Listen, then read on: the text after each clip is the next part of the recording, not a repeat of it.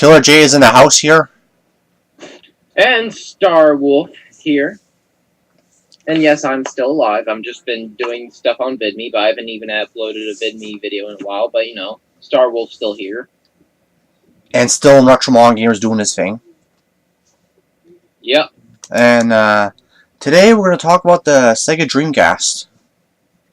Oh, the Sega Dreamcast. Boy, did I love the Dreamcast.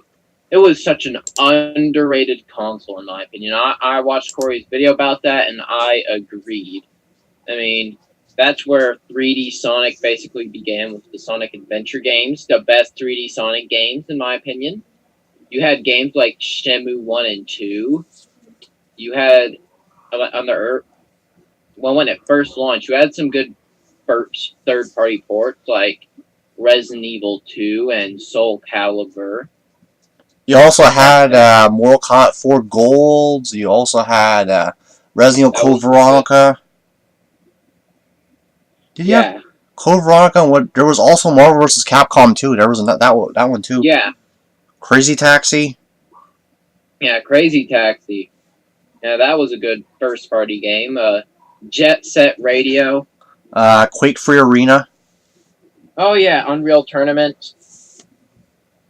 And I heard there was like some version of a rare version of Half-Life on the Dreamcast. Oh yeah, that's good.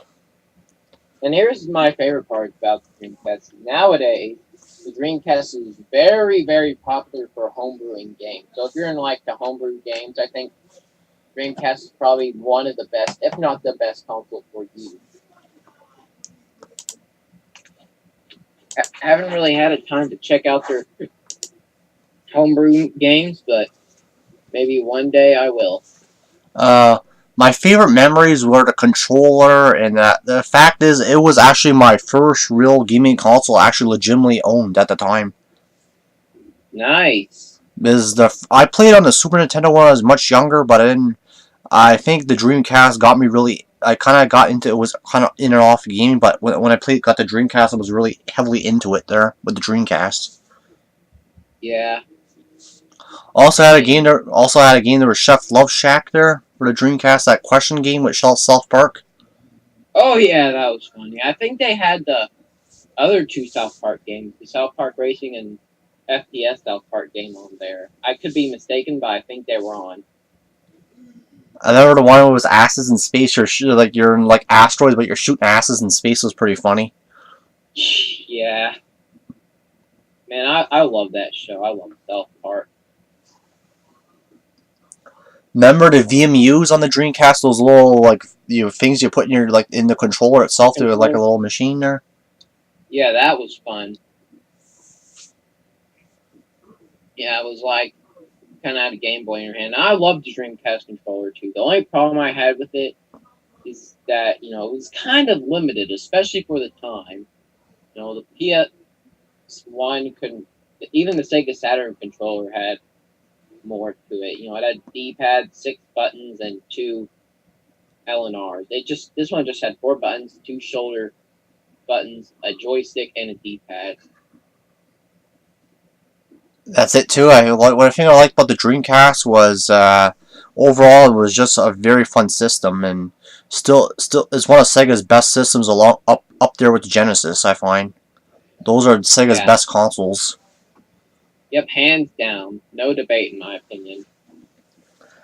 Because the thing is, you had Sonic Adventure 1 and 2, which were really good games for the time, and they still hold up as good games as to today. Oh, and you had some other games. You had Phantasy Star Online and Bomberman Online. And heck, I'm surprised there's still servers up for that. And I believe last year, they were closing a lot of servers for PS2 games last year. Yet, there are still servers up for a lot of Sega Dreamcast games. That just shows how strong the Dreamcast fan base is. I would love another Sega console, but we all know it's not going to happen. Sega really doesn't have the money, because they needed a Kickstarter to get Shenmue restarted. They also had House of the Dead on the Dreamcast. Oh yeah, House of the Dead. Though I remember more of the Sega Saturn games than I do the Dreamcast games. But yeah, I do remember, House of the Dead on Dreamcast. I like House of the Dead because I have the version of House of the Dead 2 and 3, but it's on the Nintendo Wii. I have that game. But I wish they would make a collection of all the House of the Dead games, even Yeah, I'd like it if Sega did make another House of the Dead. House of the Dead 1 through 4, Overkill, and that game that wasn't the House of the Dead game that was never released. Yeah, yeah. Speaking of which, well, it's going to be off topic. You mind that? That's all right. I remember Star Fox 2. That was the most iconic unreleased game ever. Nintendo just kind of did some like Star Fox collection game, which included like all the adventures, Assault Command, all that shit. They should also include Star Fox 2 so people can actually get the chance to play it because people have pretty much emulated the game nowadays, so it's already complete. And I think that the same happened to the House of Dead. Yeah. Yeah, House of Dead kicks Five Nights at Freddy's ass. Fact, not opinion. I don't get the appeal of Five Nights at Freddy's, just freaking teddy bears and stuff. Yeah, I mean, yeah, the first game was just like a simple indie game, but that's where it all should have ended. Make the first game and go on to do your own thing. But the thing I liked about the Dreamcast was Mortal Kombat 4 Gold or whatever, Mortal Kombat Gold, that was awesome.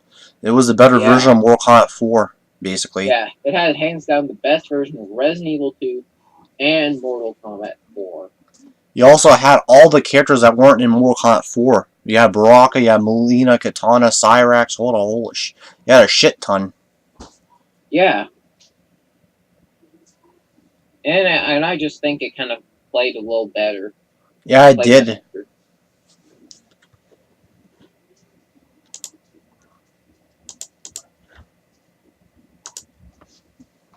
So, yes, the Dreamcast is a very good system.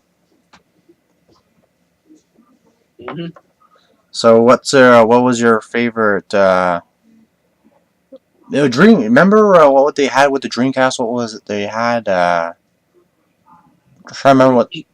Did they have Give me an example.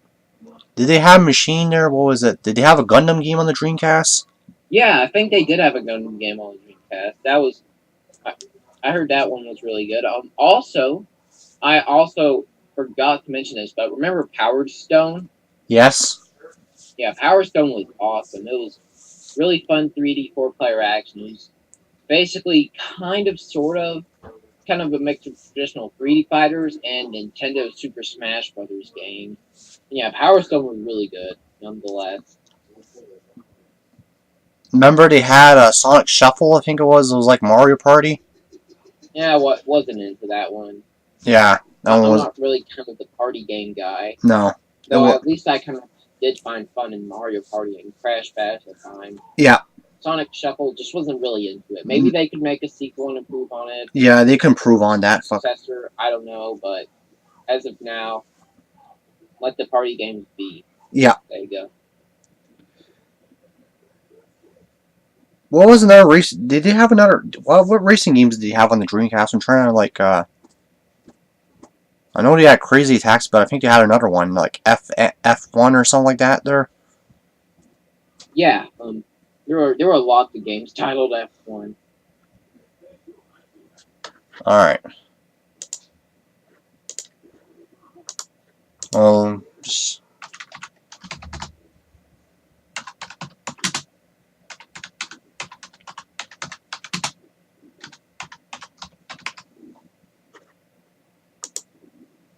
Remember Hydro Thunder?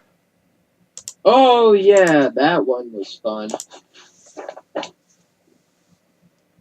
Yeah. To me, the Sega Dreamcast was what really kicked off the 6th gen. What about you, Jordan? What would you say? I say it's better than the freaking new stuff now. Yeah, I enjoy my Sega Dreamcast emulator. Granted, I've had trouble downloading games because it takes hours to download them, and I wouldn't want to wait the time, but if they do, but my phone got an update recently, so maybe sometime later on I'll try to give it a second chance. Did they have? You also had Sega Rally too.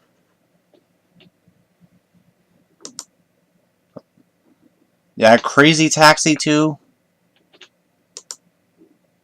Daytona USA. Yeah. F1 World Grand Prix. Yeah, that's the one. Yeah, that was the one I was trying to say there. I had a lot of fun with my Dreamcast. I gave it to my older brother. Yeah, I think he has it now. Because, yeah. But I still remember the Dreamcast as a very revolutionary system. Yeah. Really underrated. By underrated, I mean a lot. It did a lot for gaming that people really don't see. I'd go as far as saying it's the most underrated gaming console of all time. And I'm just glad, as of late, people have been really appreciating the Dreamcast. Though I wish at its time span through 1998 through 2001 it did get appreciated. But I do understand. Because Sega did screw Sega, because they rushed it too early while discontinuing the Saturn too early. So it's really understandable at the end of the day. That's it too, there, because they had a lot of great games for it, and it was just the thing is Sega kind of did themselves in. But when the PS2 came out, that's pretty much when Sega was done for.